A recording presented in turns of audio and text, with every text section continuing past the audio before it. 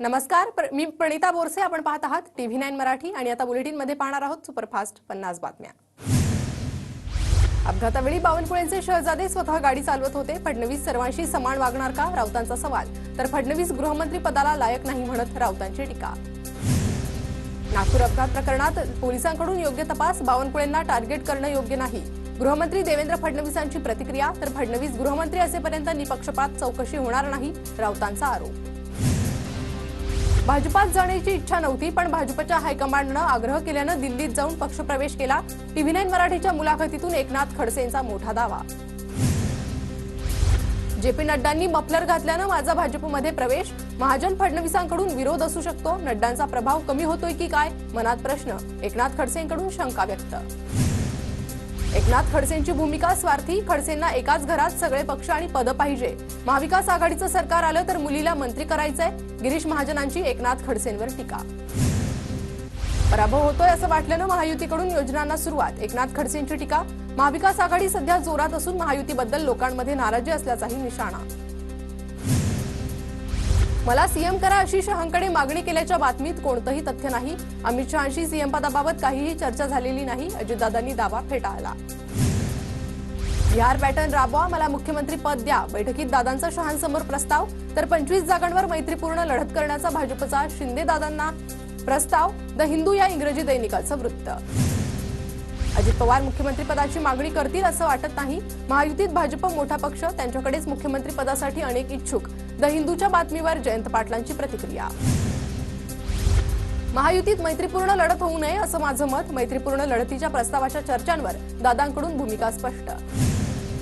विधानसभेत आम्ही महायुती म्हणून लढणार. महायुतीत कार्यकर्त्यांच्या मनात संभ्रम नाही. मैत्रीपूर्ण लढतीवर प्रवीण दरेकरांची प्रतिक्रिया. आमच्याकडे होणारी इन्कमिंग थांबवण्यासाठी मैत्रीपूर्ण लढतीची भाजपची कल्पना. जयंत पाटील यांची महायुतीतील मैत्रीपूर्ण लढतीवर प्रतिक्रिया.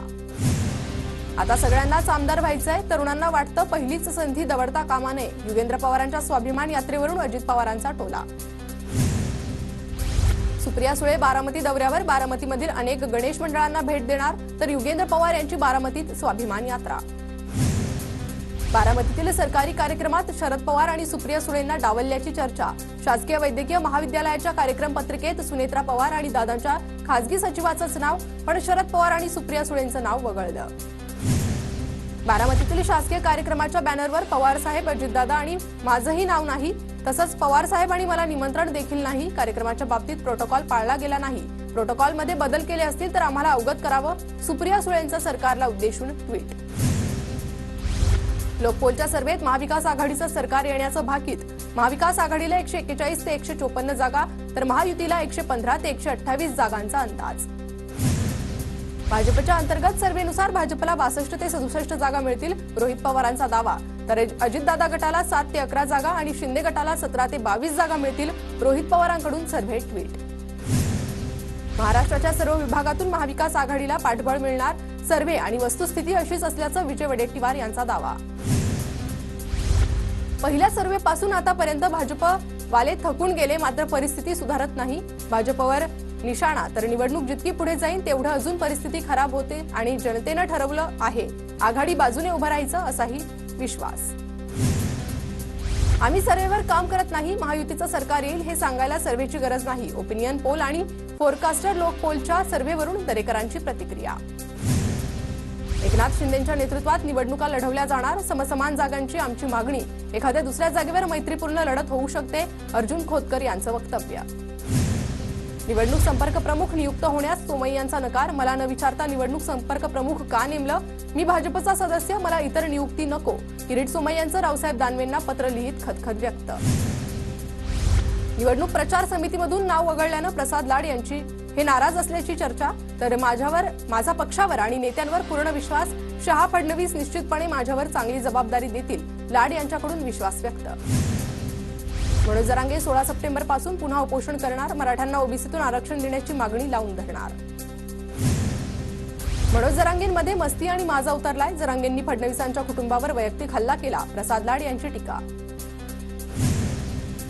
नांदेड लोकसभा पोटनिवडणुकीत वसंत चव्हाणांचे पुत्र रवींद्र चव्हाणांना उमेदवारी देण्याची मागणी. नांदेड जिल्हा काँग्रेस कमिटीत एकमतानं ठराव पारित. आमदार अनिल परब यांना दापोलीतील सै रिसॉर्ट प्रकरणी दिलासा. 2016-17 आणि 2019-20 मूल्यांकन वर्षासाठी प्राप्तिकर विभागानं बजावलेल्या नोटिशी उच्च न्यायालयाकडून रद्द. शेतकरी नेते रविकांत तुपकर यांची आज सकाळी 11 वाजता सरकारच्या शिष्टमंडळासोबत बैठक. उपमुख्यमंत्री अजित पवारांच्या अध्यक्षतेखाली बैठक. शेतकऱ्यांसाठी तुपकरांनी केलं होतं अन्नत्याग आंदोलन. मालवण पुतळा दुर्घटना प्रकरणी जयदीप आपटेला 13 सप्टेंबरपर्यंत पोलीस कोठडी, तर चेतन पाटीलची न्यायालयीन कोठडीत रवानगी. मिहीर शहानं दाखल केलेला डिफॉल्ट जामीन अर्ज मुंबईच्या सत्र न्यायालयानं फेटाळला. पोलिसांनी अनिवार्य 60 दिवसांच्या कालावधीत आरोपपत्र सादर न केल्यानं जामीन देण्याची शहाच्या बचाव पक्षाचा युक्तिवाद होता. मुंबई महापालिका कार्यकारी लिपिक भरतीसाठी अर्ज करणाऱ्यांना मोठा दिलासा. भरतीतील 10वी आणि पदवी प्रथम प्रयत्नात उत्तीर्णची अट रद्द. अर्ज केलेल्या उमेदवारांना नवा अर्ज करण्याची गरज नाही. साताऱ्यातील कोयनानगर परिसराला भूकंपाचा सौम्य धक्का. रात्री 9:10 भूकंपाचा धक्का. 3 रिश्टर स्केल इतकी भूकंपाची तीव्रता. कोकणात गेलेल्या प्रवाशांच्या परतीच्या प्रवासासाठी मडगाव पनवेल विशेष रेल्वे गाड्या. पनवेल ते मडगाव दरम्यान अतिरिक्त 2 गणेशोत्सव विशेष रेल्वे गाड्या चालवणार. एसटीचा विस्तार होणार. एसटी महामंडळाच्या ताफ्यात नव्या बसेस येणार. 2000 नव्या गाड्यांचा प्रस्ताव मंजुरीसाठी सरकारकडे. नाशिकच्या मालेगावमधील प्रसाद पवार यांनी साकारला शेर शिवराज नावाचा गणपती सजावट देखावा. छत्रपती शिवाजी महाराजांनी अफजल खानाचा वध केल्याची साकारली प्रतिकृती. मुंबईच्या करी रोडचा कैवारी बाळगोपाळ सार्वजनिक गणेशोत्सव मंडळाकडून पर्यावरणपूरक गणपतीची स्थापना. वाढत्या प्रदूषणास आळा घालण्यासाठी पर्यावरणपूरक गणपतीची थीम. जळगावातील खड्डेमय झालेल्या राष्ट्रीय महामार्गावरूनच राज्यपाल CP राधाकृष्णन यांच्या ताफ्यासह प्रवास. राज्यपालांच्या भेटीदरम्यान विरोधक तसेच सत्ताधारी लोकप्रतिनिधींकडून महामार्गाबाबतच्या दुरवस्थेबाबत प्रश्न.